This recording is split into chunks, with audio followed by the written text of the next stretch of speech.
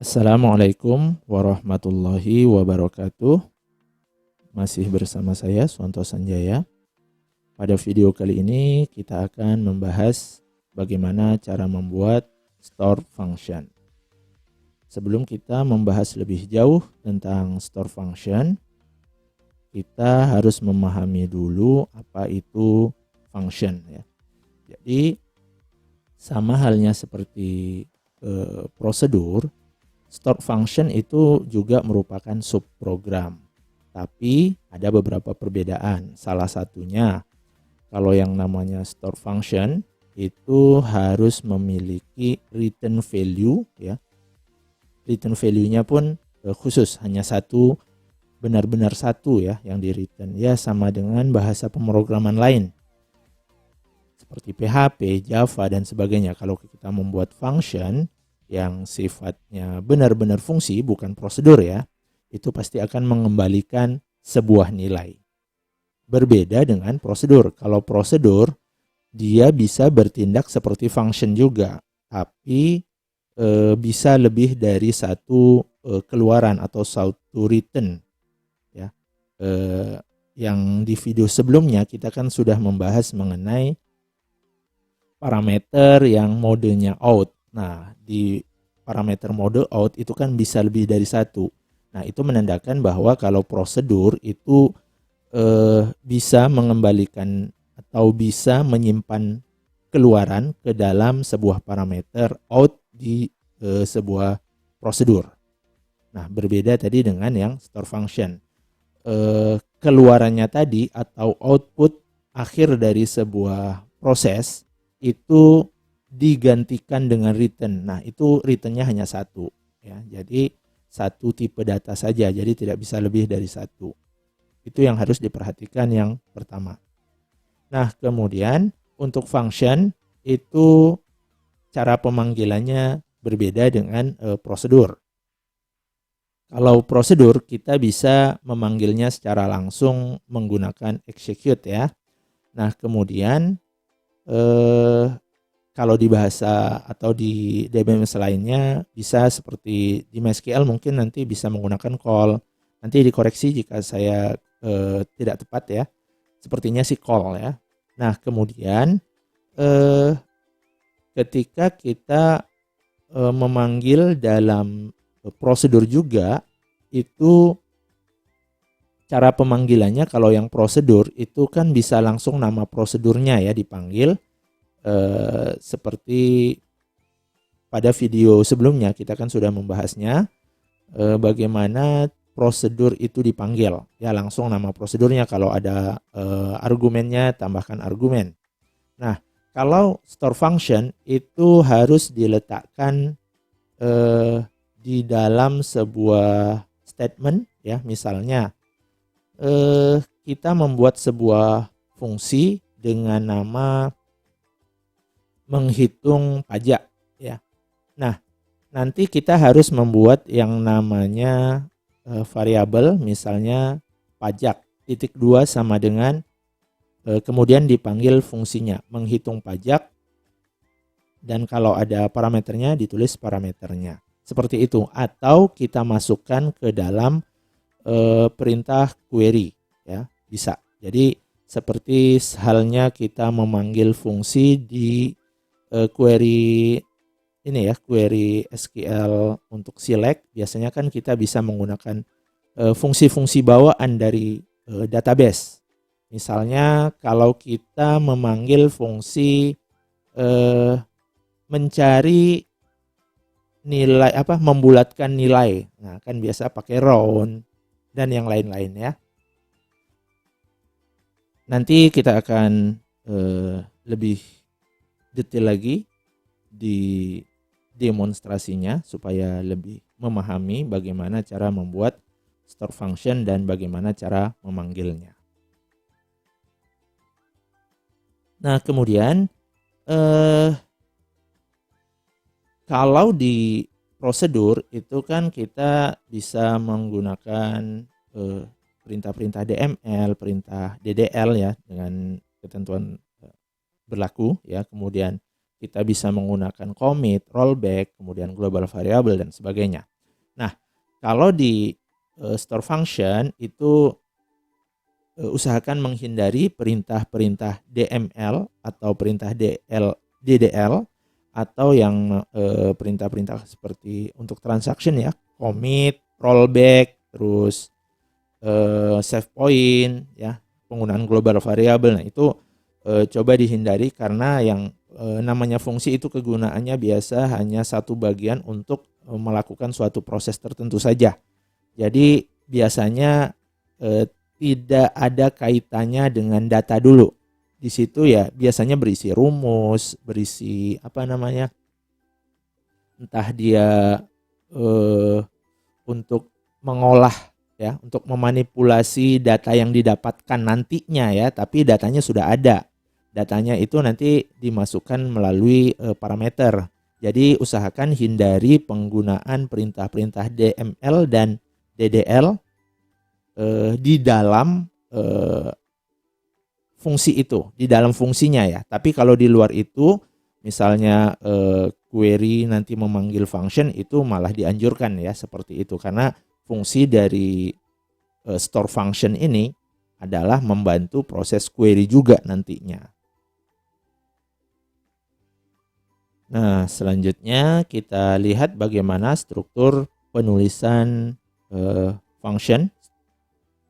Ya, jadi untuk membuat function ya sepertinya hampir mirip ya. Hampir mirip, itu ada perbedaannya dengan cara pembuatan prosedur. Kita bisa lihat di dalam perintah ini atau di strukturnya itu terlihat ya perintah DDL-nya create sama ya, or replace sama seperti biasa, dan kegunaannya juga sama seperti yang sudah dijelaskan di prosedur. Kemudian prosedurnya kita ganti dengan kata kuncinya function, itu perbedaan salah satunya. Kemudian nama fungsinya yang mau kita buat apa. Kemudian dilanjutkan dengan parameter, modenya apa, dan tipe datanya apa. Dan perlu kita ketahui dalam pembuatan function itu parameternya itu harus in ya. Karena outnya itu sudah digantikan oleh return. Jadi untuk klausa return-nya ini menggantikan dari mode out di dalam prosedur. Jadi dalam pembuatan parameter ya modenya in semua karena sebuah inputan gitu ya. Itu kemudian local variable jika dibutuhkan untuk membantu proses di dalam program utamanya ya, di dalam execute-nya. Kemudian jangan lupa di akhir dari statement sebelum end ya, atau di dalam prosesnya kalau memang semua sudah selesai diproses, mau dikembalikan nilainya, jangan lupa membuat return ekspresinya ya. Apa yang akan di-returnkan, dan ini harus sesuai dengan tipe data yang didefinisikan di bagian return. Ya. Ini harus disesuaikan ya, bagian return ini ya, ini harus sesuai dengan tipe data yang ada di sini. Misalnya yang kita returnkan adalah number, berarti returnnya di sini juga harus data atau hasil yang bertipe data number. Jadi tidak boleh berbeda tipe data. Misalnya di sini number, returnnya itu mengembalikan nilai yang varchar atau date, itu kan nggak sesuai ya. Jadi itu yang harus diperhatikan. Nah, yang lain kira-kira ya sama ya, seperti halnya prosedur dan juga anonymous block juga sama. Jadi cara penggunaannya misalnya kita ingin menggunakan seperti percabangan, perulangan, itu ya sama saja dengan yang sudah dipelajari di video-video sebelumnya. Selanjutnya kita coba membuat fungsi. Nah, di sini kita coba membuat fungsi sederhana saja dulu. Kemudian bagaimana sih cara sederhana untuk memanggilnya? Ya, seperti struktur yang sudah dibahas sebelumnya ini tadi, Berarti untuk membuat objek di dalam database kita menggunakan perintah DDL create. Ya, kalau memang butuh or replace silakan dituliskan. Jadi create function, kemudian nama fungsinya apa. Misalnya kita buat yang sederhana aja dulu, karena fungsi tadi yang sudah kita bahas itu menghindari perintah-perintah DML, DDL, dan seperti untuk transaction itu di dalam fungsi ya. Tapi kalau di luar fungsi nanti boleh-boleh aja. Tapi kalau di dalam fungsi diharapkan menghindari, karena sebetulnya ini bukan program utamanya. Di sini hanya potongan atau bisa jadi seperti fungsi khusus untuk mengolah sesuatu aja gitu ya. Kemudian kita coba yang sederhana aja, misalnya zakat mal misalnya ya. Zakat mal, kemudian P harta in number ya. Misalnya seperti itu, berarti kita membuat fungsi dengan nama zakat mal, tipe parameternya itu bertipe data number, sebuah inputan gitu ya. Nah, kemudian dilanjutkan dengan return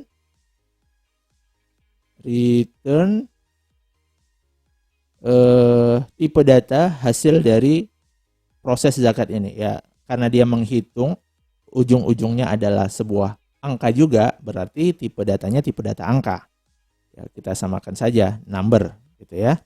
Kemudian boleh is atau as sama seperti di prosedur ya.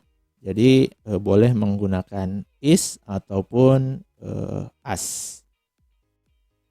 Nah, kemudian kalau kita memang butuh variabel, silakan dituliskan. Kita langsung saja dulu.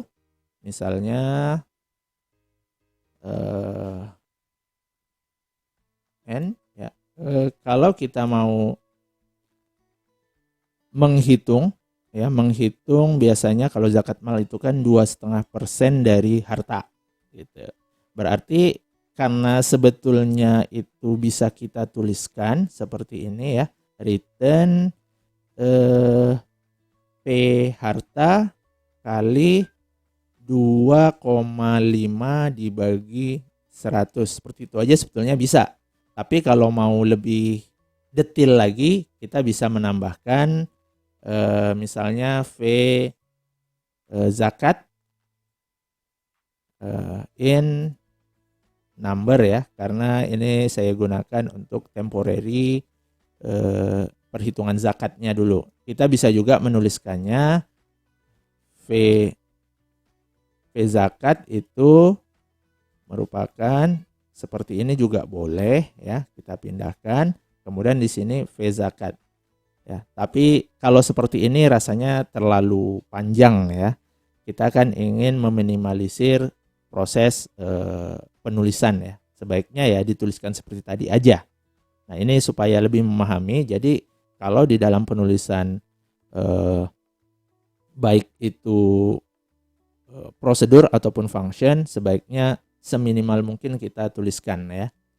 Nah, di sini intinya kita menampung dulu proses perhitungan zakatnya, kemudian hasil zakatnya kita kembalikan ke fungsinya. Jadi yang perlu diperhatikan di sini return V zakat, berarti V zakat tipenya number. Nah, ini harus sama yang di-returnkan dengan tipe data yang ini. Itu yang perlu diperhatikan. Jadi jangan sampai misalnya di sini V zakatnya itu varchar ya. Di sininya number.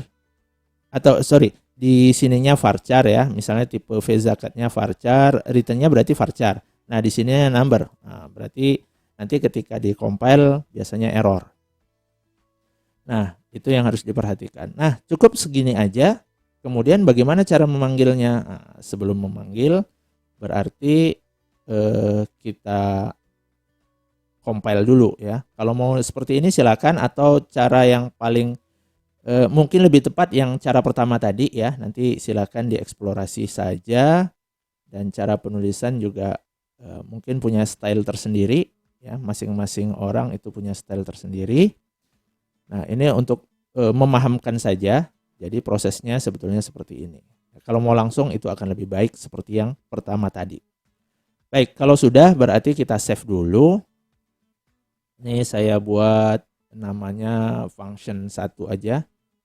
Nah, sama seperti ini ya, prosedur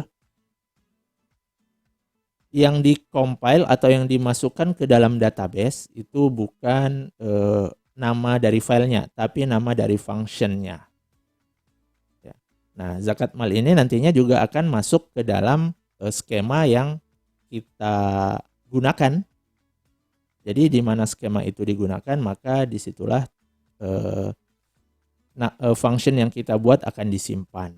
Nah, kalau kita nantinya menggunakan skema misalnya HR, berarti di skema HR tersebutlah prosedur itu disimpan.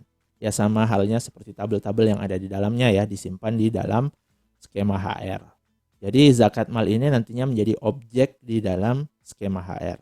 Nah, kalau mau dipanggil ya itulah keuntungannya kenapa kita membuat function ataupun prosedur. Baik, kalau sudah kita save, selanjutnya kita login.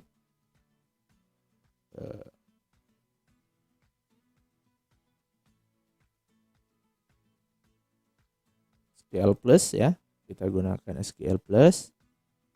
Seperti biasa, kita gunakan yang sudah tersedia saja, misalnya skema HR. Oke. Nah, kemudian kita set dulu ya.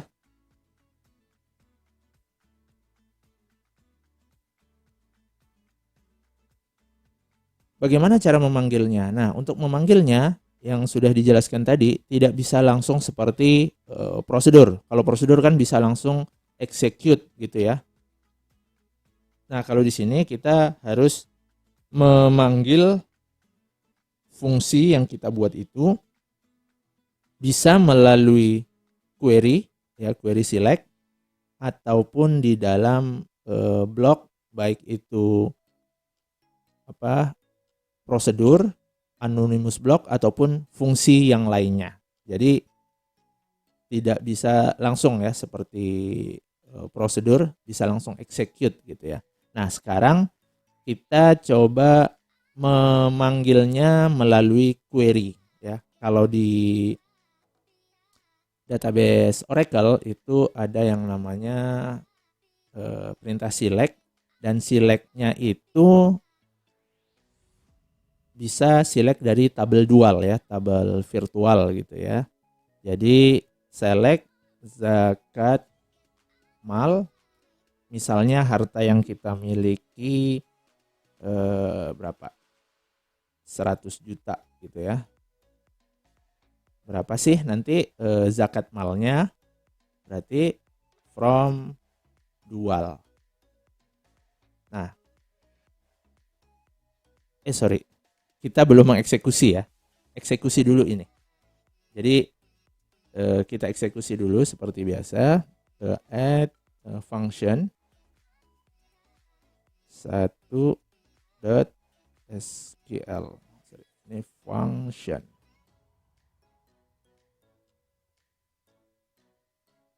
Oke, sebentar. Warning ya. Kita lihat apa sih errornya.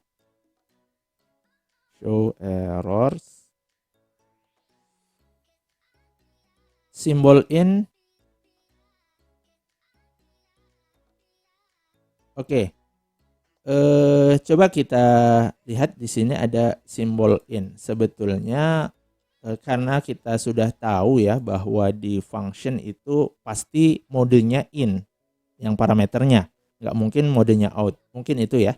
Kita hapus, kita compile ulang.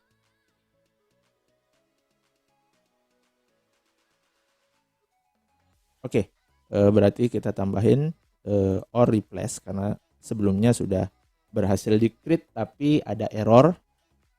Jadi or replace Save, kita compile ulang. Masih ada yang error. Apakah masih sama? Kita lihat errornya. Show error di baris kedua. Oh sorry, tipe data ini ya. Ya, ini sepertinya ini boleh ditulis boleh tidak yang tadi in ya. Karena pasti modenya yang namanya inputan pasti in ya. Kalaupun out mungkin bisa nantinya mau dipanggil, tapi sepertinya tidak disarankan menuliskan out di sini ya. Mungkin ada beberapa DBMS. Kalau yang ini nanti silakan dieksplorasi saja. Bisa nggak menggunakan mode out. Nah ini ya, zakat number dituliskan juga boleh ya. Kalau di variabel kan boleh menuliskan berapa panjangnya.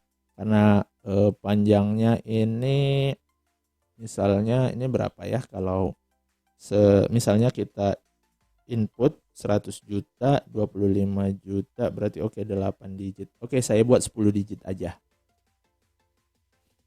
Nah, kalau sudah ini function. Nah, oke. Sudah terbentuk atau tercreate function yang kita buat namanya zakat mal. Nah, kemudian kita panggil fungsi yang sudah kita buat. Yang tadi ya, ini select ya, zakat mal dari 100 juta itu berapa. Nah, from dual. Di beberapa database seperti MySQL, from dual ini tidak perlu dituliskan. Tidak perlu dituliskan.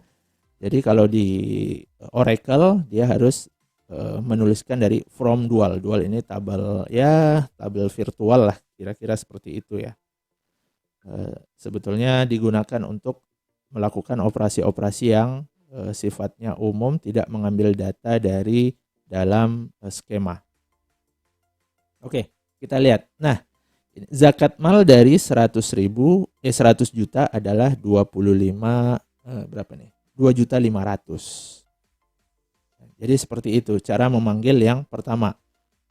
Jadi kita bisa menggunakan perintah select from dual ya untuk memanggil fungsi yang ada. Ya sama halnya kita memanggil fungsi-fungsi yang sudah disediakan di dalam database ya. Misalnya kita ingin membuat tulisannya itu caps lock semua ya, atau uppercase. Berarti kita bisa memanggil fungsi upper. Sama aja. Ya ini intinya kan dia sudah tersimpan di dalam skema kita, ya tinggal panggil aja nantinya. Nah, kemudian cara memanggil yang kedua itu bisa menggunakan block, baik itu anonymous block ataupun prosedur, berarti kita manggil di dalam prosedur ya fungsinya. Nah, kalau di dalam blok itu bagaimana? Ya seperti biasa, kalau kita ingin memanggilnya di dalam blok, yang pertama berarti tanpa tambahan variabel untuk temporary dari hasil zakat malnya ya. Berarti kita langsung keluarkan, jadi seperti ini. Kita langsung ke bagian executable-nya, kemudian dbms, saya outputkan aja langsung. Dot put line. Kita panggil langsung zakat mal 100 juta. Seperti ini saja. Ya, kemudian and. Nah, ini cara memanggil melalui terminal, melalui konsol menggunakan anonymous block. Nah, bagaimana kalau kita ingin menyimpan dulu ke dalam sebuah variabel? Ya, tinggal tambahin declare aja di atasnya. Jadi langsung aja, declare dulu ya. Declare, misalnya kita butuh variabel v hasil. Oke, number juga ya. Number panjangnya berapa? 10 misalnya. Oke, kemudian kita mulai. Nah, kemudian di sini V hasil itu kita isi dengan fungsi zakat mal dari 100 juta. Nah, baru kalau mau kita gunakan untuk proses, V hasilnya ya silakan untuk proses gitu ya. Jadi kalau mau dikeluarkan hasilnya dikeluarkan. Jadi di sini kalau mau dituliskan ya, ini tidak seperti ini lagi tapi langsung V hasil atau V zakat, mungkin lebih tepatnya itu ya. Tadi saya spontan aja. Hasil. Nah, baru N. Sama saja ya. Nah, ini kalau kita mau menggunakan variabel untuk menyimpan dari hasil zakatnya. Bisa jadi nantinya kita membutuhkan variabel ini untuk diolah lagi sebelum dikeluarkan. Makanya kita butuh variabel tambahan atau variabel temporary-nya untuk menampung hasil zakat mal ini. Nah, itu untuk cara pemanggilan melalui anonymous block. Nah, bagaimana cara memanggil dari prosedur? Ya, prosedurnya tinggal panggil aja nanti. Misalnya kita membuat prosedur di sini ya. Oke, saya buat create prosedur. Kita buat panggil fungsi. Misalnya itu buat biar kelihatan ya. Panggil fungsi. Mungkin tidak mau dituliskan menggunakan variabel juga parameter, misalnya kita buat parameternya juga boleh, tidak juga boleh, tergantung kebutuhan ya. Misalnya tidak perlu, kemudian langsung aja is, kemudian seperti ini, ms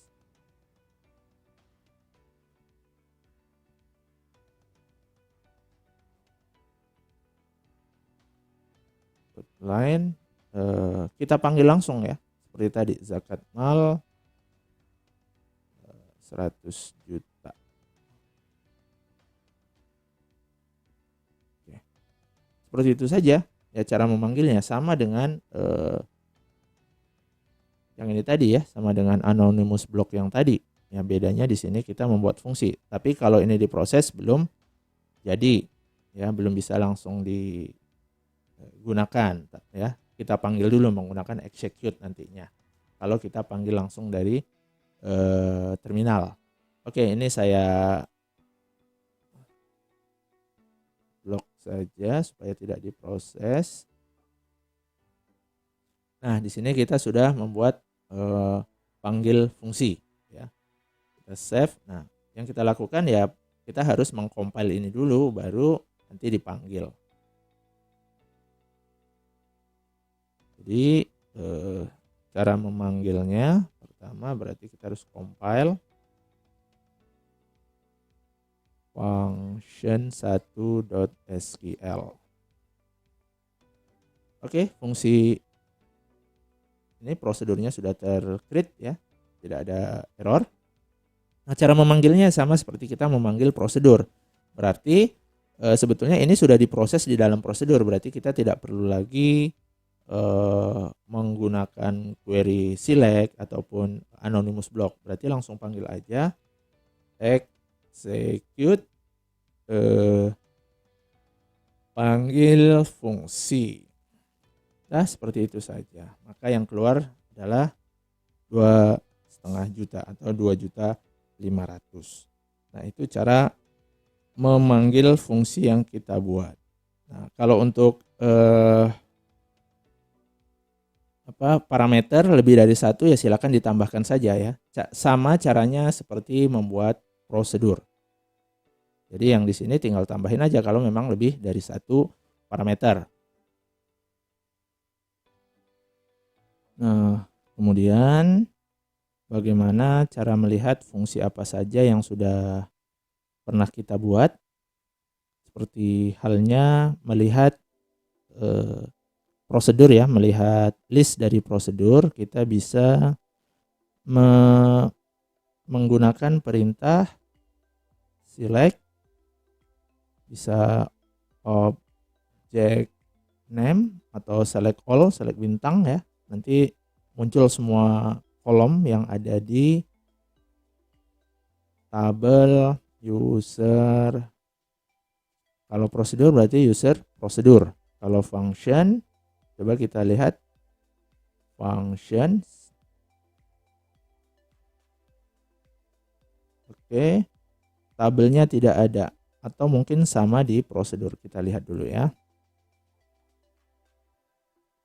Karena setiap database itu perintahnya agak sedikit berbeda ya. Karena ini pengaruh dari tabel bawaan yang dimiliki oleh setiap database.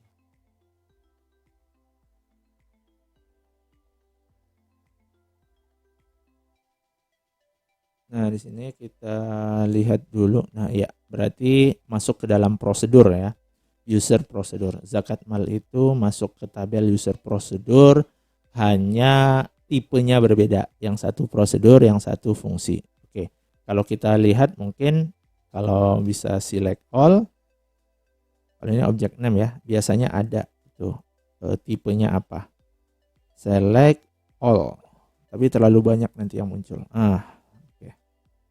Di sini kita bisa melihat tabel di tabel user prosedur itu apa-apa aja sih kolom-kolom yang ada. Kita lihat dulu ya dari atas. Nah, di sini ada object name, ada prosedur name, ada object ID, subprogram ID, overload, object type. Nah, di object type biasanya di sini ada. Baik. Nah, pertama ada panggil fungsi. Ini tipenya prosedur. Ya, kemudian apalagi ini ada var in that out hit apa no ya. Di sini ada yang null juga. Nanti silakan dicek mana yang dibutuhkan, itu bisa digunakan. Yang kedua mungkin yang zakat mal. Nah, ini tipenya function. Ya, jadi bisa kita lihat apa-apa saja yang ada di dalam tabel user prosedur. Nah, itu cara melihat dari fungsi atau prosedur yang pernah kita buat. Nah, makanya tadi saya langsung khusus tidak all karena tampilannya terlalu banyak, kecuali menggunakan aplikasi yang seperti apa ya, data SQL ini developer mungkin bisa. Kalau yang ini menggunakan terminal jadi tampilannya berantakan. Makanya saya langsung memilih yang object name saja. Ya, kalau prosedur name sepertinya kosong ya. Jadi saya pakai object name. Nah, ini object name-nya tadi yang kita buat dipanggil fungsi dan zakat mal. Lalu bagaimana cara kita melihat skrip yang sudah kita tuliskan. Nah, kadang-kadang kan kita ingin tahu nih skripnya. Kalau menggunakan aplikasi seperti SQL Developer mungkin langsung bisa ya, klik aja langsung muncul skripnya seperti apa. Tapi kalau pakai terminal atau konsol, kita bisa melakukan query terhadap tabelnya yaitu user source ya. Jadi bisa kita lakukan perintah select nama ininya ya, nama kolom yang ada di tabel user source. Jadi mungkin kalau mau saya lihat dulu ya, describe ya, describe user source. Nah, di user source ini ada 4 kolom, ada name, type, line, dan text. Nah, di sini coba kita ambil dari intinya sih yang name sama text ini ya. Tipenya ini ya tadi ada tipe apakah dia function, apakah dia mungkin nanti trigger, bisa jadi prosedur atau yang lainnya. Nah, baik, kita coba select-nya ke ini ya. Name dulu. Kita lihat user source. Nah, name-nya ini banyak ya, berulang-ulang. Oke, ini karena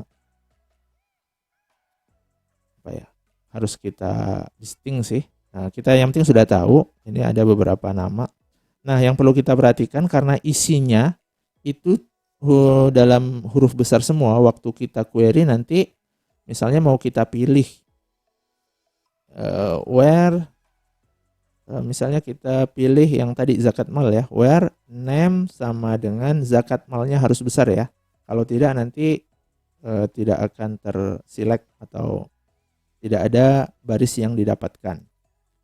Nah, kalau di sini name saja saya ganti name, tadi ada teks di atas ya. Saya ganti teks karena isinya di dalam teks ini. Nah, kita lihat teksnya itu ada yang kita tuliskan tadi ya. Di sini tulisannya bukan create lagi ya, karena dia sudah tersimpan. Jadi ada function zakat mal. Kemudian ada parameter yang kita buat, return-nya apa, kemudian variabel-variabel apa yang kita buat, dan seterusnya. Nah, di sini bisa kita lihat lagi ya, kalau memang kita lupa ingin mendaur ulang lagi ya silahkan nanti. Nah, intinya ini perintah kalau kita tidak menggunakan aplikasi yang lebih user friendly ya, kita hanya menggunakan terminal, kita bisa memanfaatkan apa namanya tadi, tabel user source ya, seperti itu. Kemudian bagaimana kalau kita ingin menghapus? Kalau mengubah kan kita sudah tahu, mengubah langsung saja pakai create or replace ya. Jadi replace saja dengan yang baru. Yang penting nama prosedur atau nama functionnya itu sesuai dengan yang mau kita replace. Nah, kalau mau menghapus ya disesuaikan sama saja ya seperti perintah DDL lainnya. Kalau biasanya kalau kita menghapus tabel kan perintahnya drop table ya, baru nama tabelnya. Nah, kalau dia prosedur ganti saja table itu menjadi prosedur. Nah, seperti itu ya. Apa misalnya drop prosedur yang pernah kita buat sebelumnya ada contoh prosedur 1 misalnya. Nah, prosedur drop. Berarti sekarang contoh prosedur 1 sudah terdrop. Nah, ini juga harus hati-hati ya. Kadang-kadang kalau kita nggak tahu namanya atau main sembarang aja menghapus ya otomatis akan terhapus. Jadi harus hati-hati juga menggunakan perintah drop. Drop ini untuk menghapus tadi prosedur. Kalau kita ingin menghapus function, ganti aja drop function. Dan nama functionnya apa. Jadi perintah-perintah yang sifatnya untuk mengatur dari struktur database, kita bisa menggunakan perintah DDL. Ya, sama. Karena baik itu prosedur ataupun function itu berupa objek. Jadi bisa digunakan atau bisa menggunakan perintah-perintah DDL nantinya dalam proses mengatur prosedur ataupun function yang sudah kita buat. Mungkin itu saja yang bisa disampaikan pada video kali ini. Terima kasih. Wassalamualaikum warahmatullahi wabarakatuh.